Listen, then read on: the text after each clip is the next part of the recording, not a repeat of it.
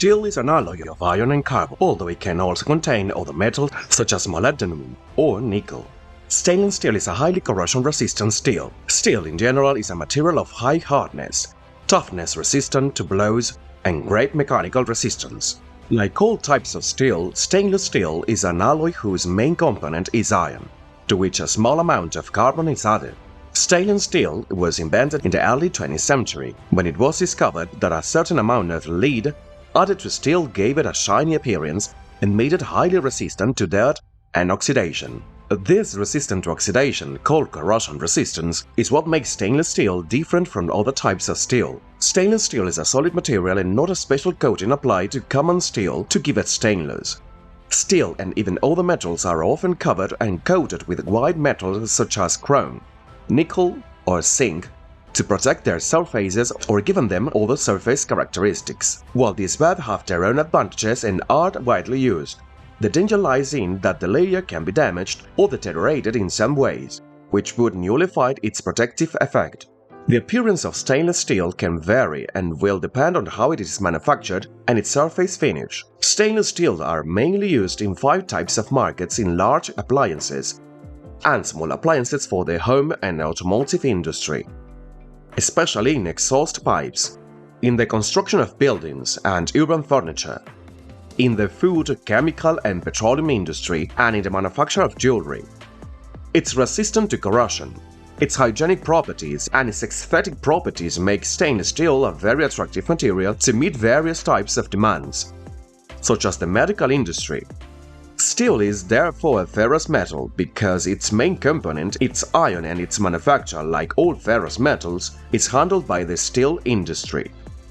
Oxygen from water and air attacks are an exfoliant forming ferrous oxide. To avoid this in steel, what we do is add a portion of chromium. By adding chromium to the alloy, we prevent oxidation of steel. This steel is what we know as stainless steel.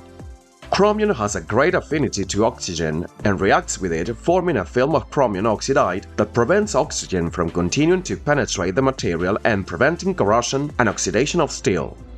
This layer is called a passive layer. Even in the case of mechanical or chemical damage, this layer is self-repairable in presence of oxygens.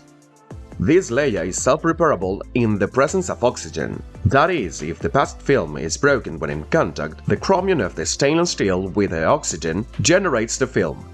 For steel to be stainless, the alloy must have at least 10.5% of chromium. In fact, stainless steels are classified according to the amount of chromium in the alloy. Steel is the muscle of the 21st century industry.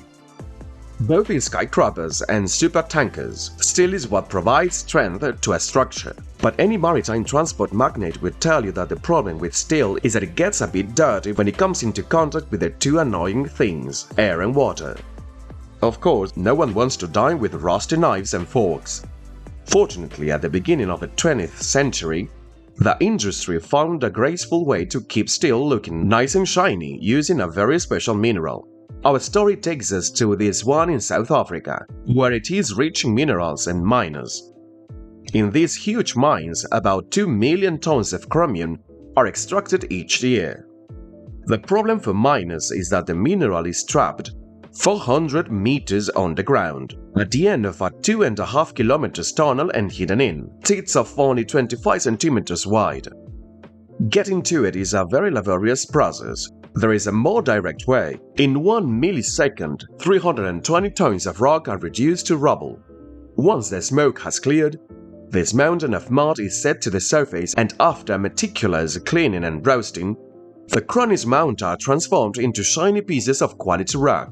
Now we are heading north, 8,000 kilometers to a steel mill in the German town of Veit. Every year, its owners produce more than 125,000 tons of stainless steel. That is about 3 Titanics worth of stainless steel. To start the process, huge amounts of scrap metal need to be melted. Of course, to liquefy it and no legs takes muscle, and that's why they have furnaces like this one. Every day this 130 tons furnace consumes more electricity than the 100,000 inhabitants of the city combined. Once our old refrigerator has been turned into soup, chrome ore is added, along with elements like nickel and carbon in varying amounts.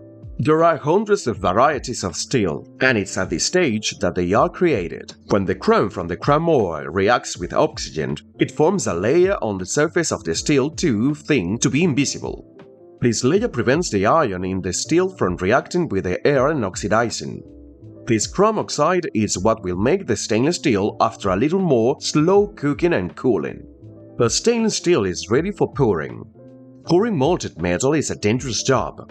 A straight jet could kill us even if we were wearing aluminum foiled clothing. Even guiding the charge into the pouring area is a colossal task.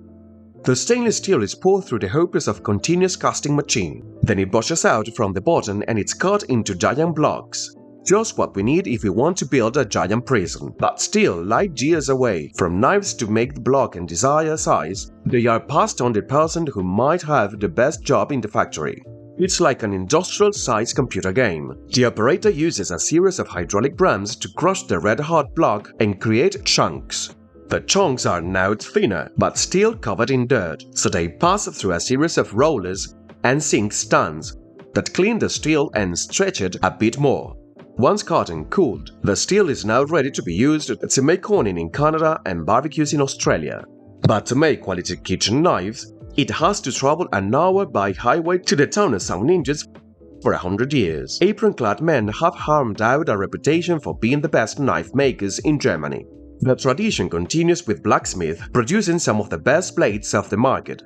Of the 2 million knives produced here each year, most are simply cut from stainless steel sheets, but top chefs need super sharp stainless steel blades as if they were medieval swords.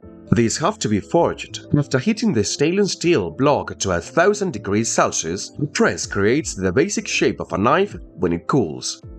The steel is brittle to make it harder and more flexible. It is heated again and treated in 2 ovens. Once hardened, the stainless steel knife looks perfect, but it wouldn't cut through custard. At this point, a good dose of old-fashioned blacksmithing is needed. Or as we are in the 21st century, robots that work the old-fashioned way. Like us, they never get bored of their daily work. To hold them, they have an army of mini-bots that carry the knives from one station to the next and dream of the day they can turn them into real blacksmith robots and do their dance. That the traditional art of blacksmithing has not disappeared completely. When it comes to creating a super sharp blade, the finishes are still done by hand. Masters to remove the marks of fingerprints and steel knives are grouped, stacked and cleaned, and thanks to ferrochromed they will remain so for many years. Finally, our resident samurai check the sharpening of the knives to make sure that each and every one of these super clean stainless steel blades cuts into whatever they throw at them. Now it is sharpened off and sharpened to face a ton of tuna. The stainless steel knife is ready to take care of all the dishes that big consumers may want.